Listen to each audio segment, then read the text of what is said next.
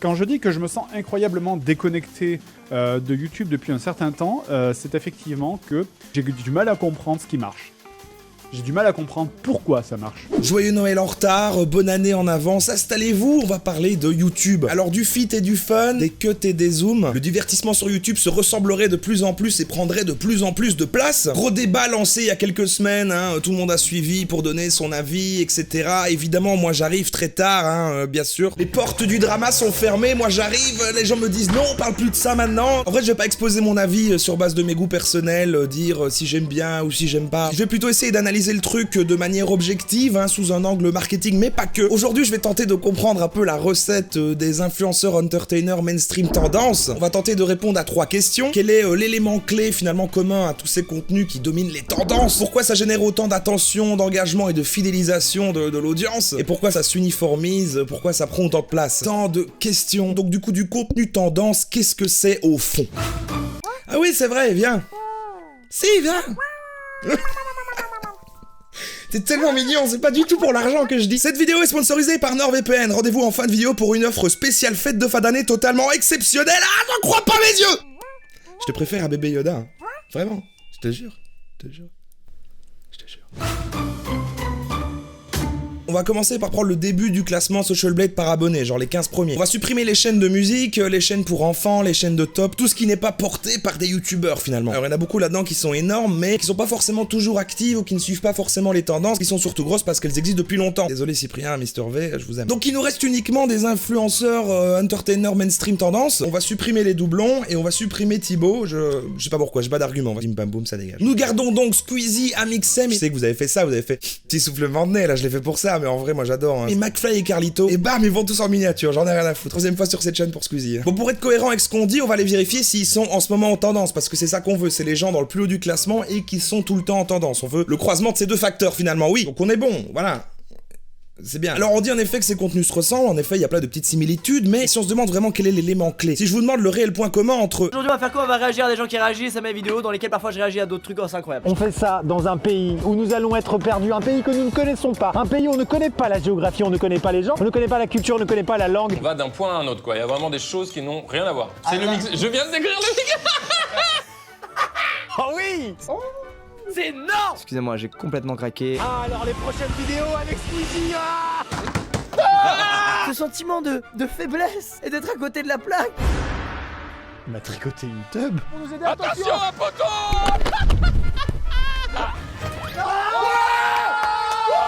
Je vais avoir le cadeau, je vais avoir le cadeau. Non mais t'es con! Il y a un tournoi mec! Cet homme ne connaît pas le principe des tournois! Un cadeau, c'est gagné. Alors, un petit jus qui a l'air vraiment fameux. C'est exact. Absolument. Oui, tout à fait. C'est la hotline de McFly et Carlito. C'est McFly et Carlito qui décroche.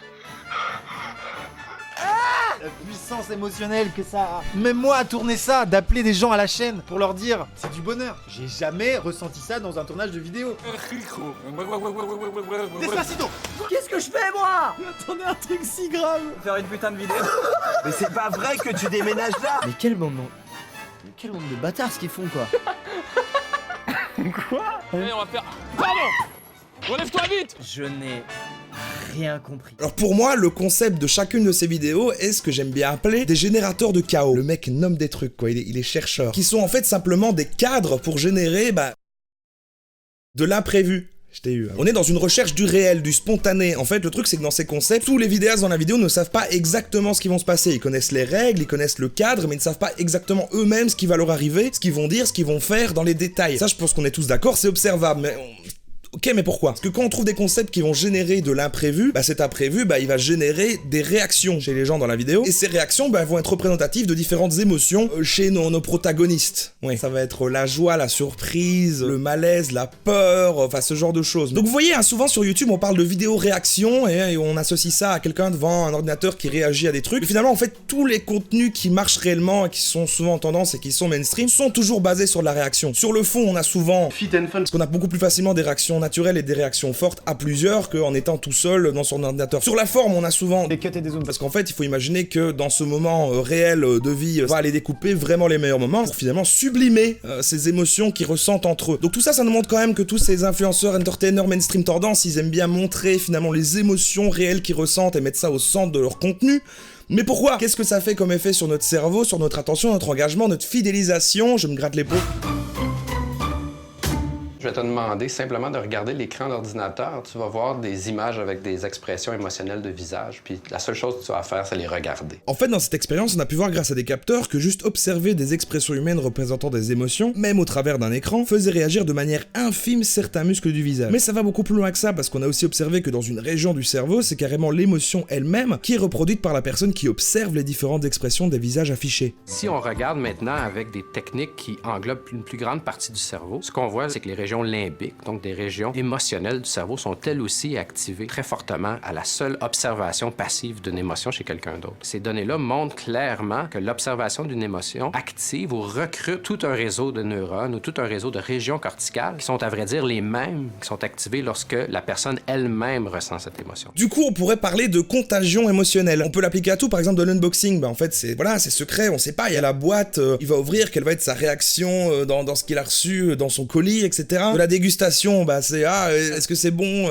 ça a l'air dégueu, etc. Voilà. Manger bleu pendant 24 heures, il y a tout, tu vois, c'est un challenge pendant 24 heures. Est-ce qu'il va réussir jusqu'à la fin? Est-ce qu'en fait c'est dégueu ou est-ce que c'est bon les trucs qu'il va manger? C'est un peu vlog, donc il y a un peu de voyeurisme dans la vie d'une personne, etc. Il y a tout pour que ça fonctionne, il y a tout. Alors évidemment, ce principe de contagion émotionnel, il varie d'un contexte à l'autre. Si on est dans la vraie vie avec un ami et qu'en plus on lui offre un cadeau, l'émotion dans sa réaction va nous toucher énormément. On est responsable de la réaction directement parce qu'on a offert un cadeau, que c'est un ami. À l'opposé, ça va être beaucoup moins fort dans une réaction dans un film par exemple, parce qu'on sait que c'est une fiction. Mais les youtubeurs, finalement, ils se situent un peu entre les deux. C'est pas complètement un ami, mais c'est pas de la fiction. La contagion émotionnelle, si on voit vraiment que c'est vrai ce qui se passe, elle est quand même assez énorme. Et pourquoi est-ce que ça marche aussi bien? Parce que de manière générale, chez tout le monde, du contenu qui va stimuler notre affect marchera toujours mieux que du contenu qui va stimuler notre intellect. Notre attention, elle va toujours privilégier ce qui va nous faire ressentir des émotions fortes. Il y a aussi ce qu'on appelle le processing fluency qui rentre en jeu. Et en gros, ça veut dire qu'on va avoir plus facilement une opinion positive pour quelque chose dont on a une facilité à traiter l'information. Et comme j'ai dit, les générateurs de chaos, c'est juste des concepts simples avec des gens qui passent un bon moment et qui transmettent des émotions fortes. En gros, on est soumis à masse de biais d'attention et de biais émotionnels qui vont complètement influencer notre perception du truc. On va être très naturellement captivé par ce contenu, développer rapidement beaucoup d'engagement et au passage biaiser toute appréciation rationnelle du truc. Et cet engagement, c'est le critère que regarde YouTube pour se dire est-ce que je mets plus en avant un contenu ou l'autre. Et si on rajoute à ça ce côté fit and fun où finalement tout le monde est tout le temps l'un chez l'autre, on rajoute à ça l'influence sociale, l'effet de mode, etc. On est dans un truc qui se nourrit. Du coup, ils sont tout le temps en tendance, ils sont tout le temps là, ils sont tout le temps présents, on voit tout le temps leur tête et le fait d'être constamment exposé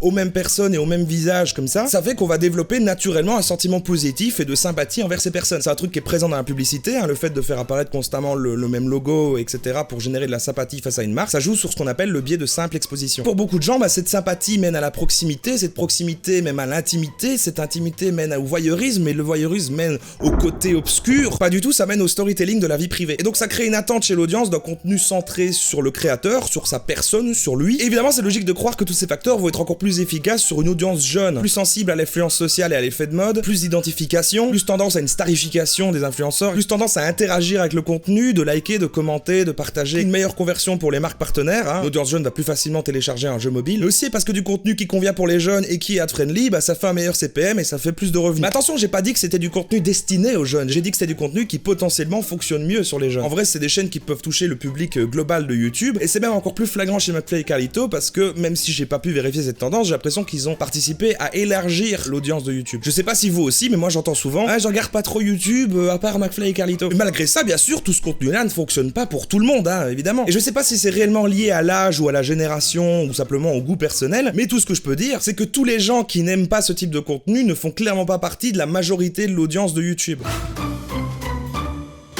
La question qu'on doit se poser, c'est qui est le responsable? Est-ce que c'est les viewers? Est-ce que c'est les youtubeurs? Est-ce que c'est YouTube? C'est tout le monde. C'est un magnifique travail collectif, parce que plus c'est codifié, plus les viewers ont une habitude et ont du mal à sortir de cette habitude. Plus YouTube arrive à identifier ce qui marche, moins il va prendre de risques pour mettre autre chose en avant, ce qui est logique, c'est une entreprise. Et les youtubeurs, plus ils voient une tendance, plus ils vont la maintenir, parce qu'ils vont pas prendre de risques, parce que pour beaucoup, ça devient un gros business, et que voilà. Et que ce soit un problème ou non, ça c'est totalement un autre débat, mais par contre, en tout cas, c'est simplement l'évolution logique d'un média. Internet, YouTube, etc., c'est un média encore jeune. Donc là, on n'y est pas encore. d'accord, mais comme pour la télé, le cinéma, etc., la recette de ce qui fonctionne devient de plus en plus identifiable et forcément prend de plus en plus de place. Quand on dit en plus que les concepts ressemblent à ce qu'on peut trouver à la télé, ça c'est encore autre chose. C'est que la télé c'est un vieux média et ça a eu le temps de se roder, donc les concepts qu'on a remarqué qui fonctionnaient, même si sur la forme ça a vieilli, sur le fond bah ça reste totalement intemporel. C'est des concepts qui ont fait leur preuve et qui plaisent à l'humain simplement, qui sont juste ici modernisés au niveau de la forme avec les codes de YouTube, mais au final c'est plutôt logique. Et du coup à côté de ça, qu'est-ce qui se passe pour ceux qui ne suivent pas ce mouvement? Est-ce la fin de la diversité du contenu sur YouTube? Le mérite et l'originalité, même si ça a aucune corrélation avec le succès grand public, bah c'est une forme de valeur quand même, et pour plein de gens. Parce qu'on dit souvent que le contenu mainstream fait de l'ombre à du contenu de qualité. Maintenant il faut essayer de définir ce que c'est ce fameux contenu de qualité. Et ça va être souvent une petite chaîne avec très peu d'abonnés, mais qui met beaucoup de travail dans ses vidéos, qui en sort pas souvent, mais qu'elles sont à chaque fois incroyables, et que vous personnellement vous allez la découvrir, vous allez faire waouh. Et c'est merveilleux quand quelque chose comme ça arrive, mais c'est aussi ultra subjectif et souvent parce que ça ne suit pas la majorité. Et c'est par exemple dû à ce qu'on appelle l'effet de rareté, qui fait qu'on va accorder plus de valeur à quelque chose d'un peu rare, qu'on voit pas en abondance, qui est un petit peu unique. Et justement, sans le contenu mainstream, ce genre de contenu perdrait en valeur en fait. C'est par comparaison et par rareté qu'on leur attribue cette valeur à ces fameux contenus de qualité. Et même si vous, ce que vous considérez comme contenu de qualité, bah, commence à devenir l'avis de la majorité, bah, il y aurait une tendance qui se préciserait, YouTube le mettrait en avant, il y aurait plein de gens qui suivraient ça, et ça commencerait à devenir le contenu mainstream, et à côté de ça, il y a des gens qui n'aimeraient pas ça, et qui diraient, ah là là, ça fait de l'ombre à du contenu de qualité, et ils feraient totalement autre chose. Vous comprenez ce que je veux dire? C'est sans fin. On peut pas toujours avoir tout, on peut pas forcément avoir originalité et efficacité. On peut pas toujours avoir prestige et succès. C'est deux types de valeurs différentes, ça dépend en gros si quelqu'un veut suivre les règles du jeu ou totalement s'y opposer, et les deux ont autant de valeur l'un que l'autre, pas juste le même type de valeur. Je pense que ça requiert autant de talent et de compétences de faire du contenu mainstream et divertissant que du contenu qu'on considérera comme plus original, plus créatif, plus intelligent ou je sais pas quoi. Mais ça nécessite pas le même talent et les mêmes compétences. Au final c'est beau, c'est la fin de l'année, tout le monde est incroyable, tout le monde a de la valeur, tout le monde s'aime, tout le monde fait ce qu'il veut, c'est absolument dingue. Ah, excusez-moi, j'ai un placement de produit à faire. Alors on m'a dit que vous ne saviez toujours pas ce que c'était NordVPN. Alors et les gars, déjà, faut écouter. NordVPN, il est venu me voir, il m'a dit, tiens, prends l'argent, ils savent toujours pas ce que c'est. Hein, c'est vrai. NordVPN, c'est un service qui vous permet de faire plein de choses, notamment protéger vos données, par exemple, si vous utilisez un Wi-Fi public, ou alors avoir accès à du contenu qui est disponible uniquement dans un autre pays, et plein d'autres choses. Écoutez, en ce moment, ils ont une offre de fin d'année qui est limitée dans le temps. C'est super simple, vous allez voir. Vous allez sur nordvpn.com/uncreatif. Vous utilisez le code promo uncreatif. Et là, vous avez 81% de réduction sur un abonnement de 3 ans, avec 4 mois offerts. Et en plus de ça, l'application de gestion de mots de passe NordPass. Et en plus de ça, ça soutient la chaîne d'acheter NordVPN au travers de moi. Et d'ailleurs, merci à NordVPN d'avoir autant soutenu la chaîne en 2019. Merci aussi à tous les tipeurs d'avoir soutenu financièrement la chaîne en 2019. Et merci à tous qui suivent cette chaîne d'avoir offert juste un peu de votre temps d'attention, un like, un commentaire, un partage, tout ce que vous avez fait pour soutenir le développement de cette chaîne. On se revoit l'année prochaine, lol, pour la vidéo de janvier qui fait le point sur la chaîne, tout ce qui va se passer, etc. J'ai beaucoup de choses à vous dire. Je vous dis à bientôt, c'était Uncreatif et n'oubliez pas de ne faire confiance à rien ni personne. Gros bisous!